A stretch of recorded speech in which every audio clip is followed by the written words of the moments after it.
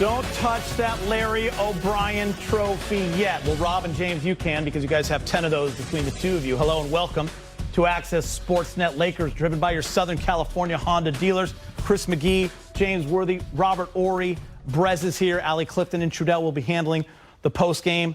The Lakers are one win away from the Larry O'Brien trophy, winning their 17th championship. It'd be the first one in 10 years.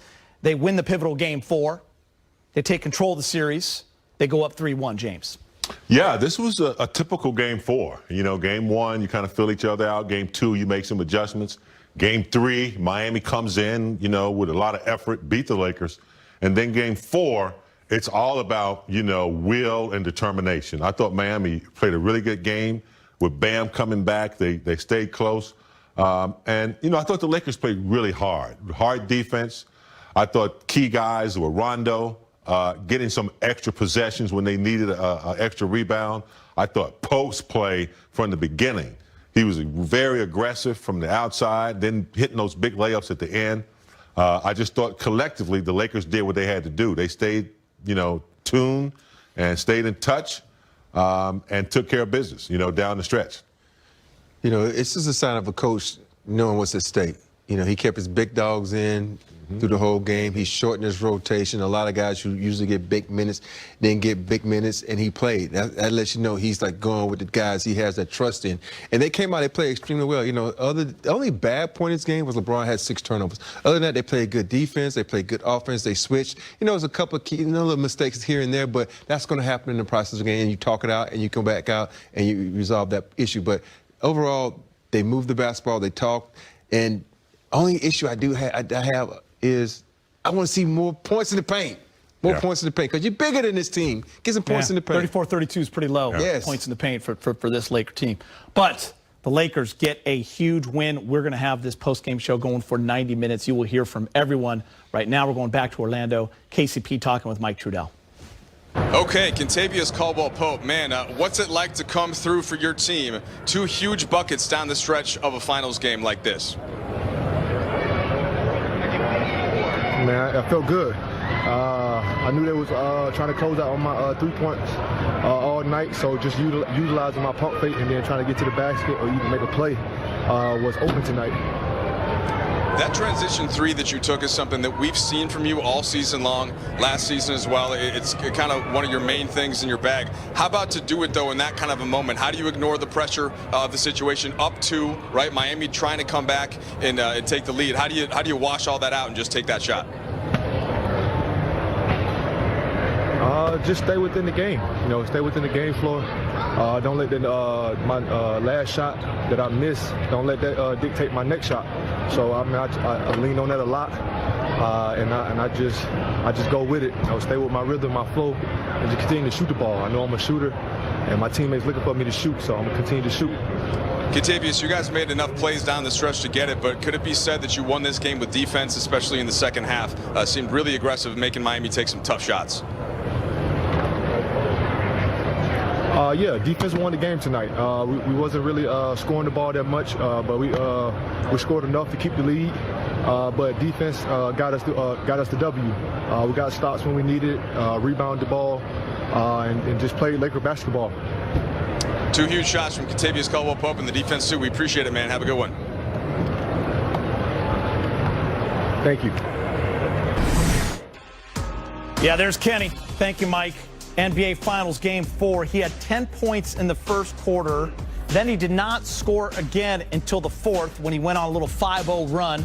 He hit a huge 3 in the corner, and then he had a layup to the rack. He finishes 6 of 12, 3 of 8 from 3.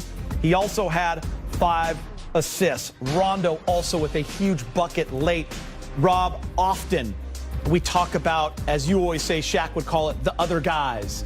You've seen it over time in Laker history. You just reflect back to Derek Fisher, Trevor Ariza, Brian Shaw, Derek Fisher, just guys over time that hit big shots and play huge roles because you expect the stars to do their thing.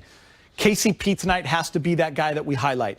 In the first quarter, Lakers were a little sloppy, turning the ball over, a lot of pressure on him. Miami Heat's throwing a lot of blows early. KCP 10 points, and then those huge buckets for a guy that's had a lot of pressure on him, a lot of criticism from everyone. This is a big night for him. Yeah. Yeah, it's a huge night for him because it happened in the big moment, in the playoffs, in the pivotal game.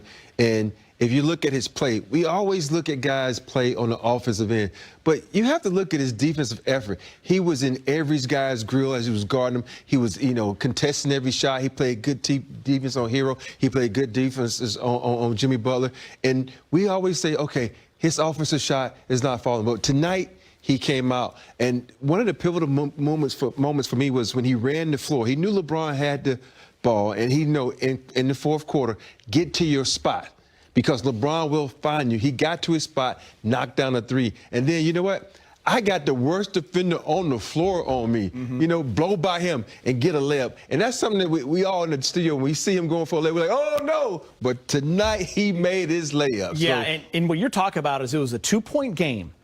Lakers miss, Heat are coming down. They get a block shot or a rebound. LeBron gets it, he goes. And you're talking about KCP going to that corner, hitting that shot. Very next possession, come down, hit that layup. There was 2:58 left in the game when that happened. Yeah, it was crucial. And if you look at the replay they showed, he knew he was going to get the ball. He even checked his feet. He looked down to make sure he didn't step out of bounds.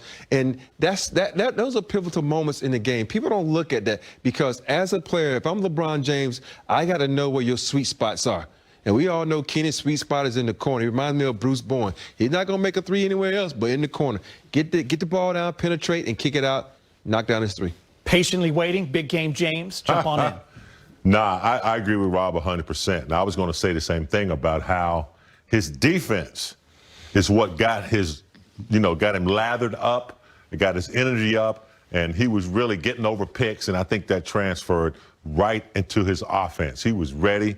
And I think one of the things about Pope that he's majorly improved in, and I mean like majorly, is his decision making. He came off that little curl.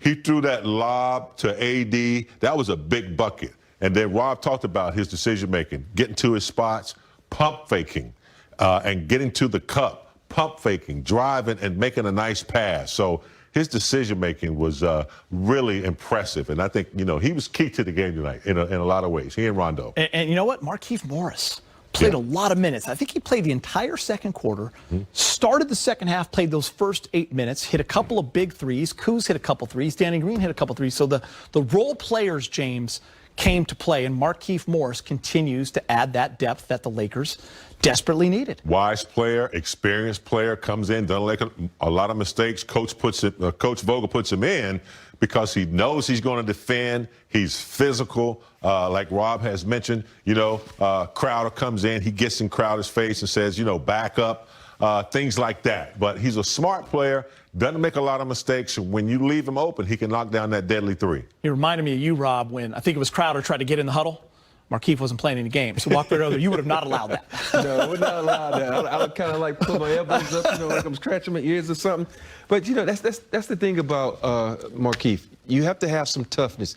You're gonna have, Dwight's one of those guys, but when Dwight's not on the floor, you gotta have someone else to do that. And he brings that toughness. He brings some smart. And we don't talk about his defense, but his defense is great. He knows how to use his body. He knows how to get in front of people, contest shots. But more importantly, he has been dead on from three. He's been killing the three. Even though tonight he didn't shoot the ball as well. 47% coming in, Rob. Yeah, he's been shooting for three. He's been knocking out. Phenomenal player. Phenomenal. Guys, we haven't even talked about LeBron and AD yet. Who cares about those? Isn't that great? But we will in a little bit. But let's go back to Mike. Kyle Kuzma has come over to chat with him. All right, Kyle Kuzma, 1 win away from an NBA championship.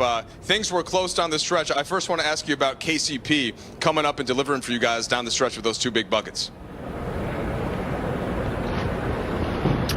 Huge shots. Kenny's built for this. He's been through the mud all season, and he's just a strong individual, and I'm happy for him. He made some big plays to really help us catapult a win. Kyle, you got some points early in the game, and then I thought the defense really grew for you and the team going into that second half, especially on Jimmy Butler. What were you focused on in making things tougher on him than it seemed like it was in Game 3? We just tried to keep him to his left hand as much as possible. Game 2, he made some hell of a tough shots. And this game, I think we kind of played a little bit of the same defense, a little bit better for sure. Contesting his jump shots, making sure we didn't foul him, getting to the rim. So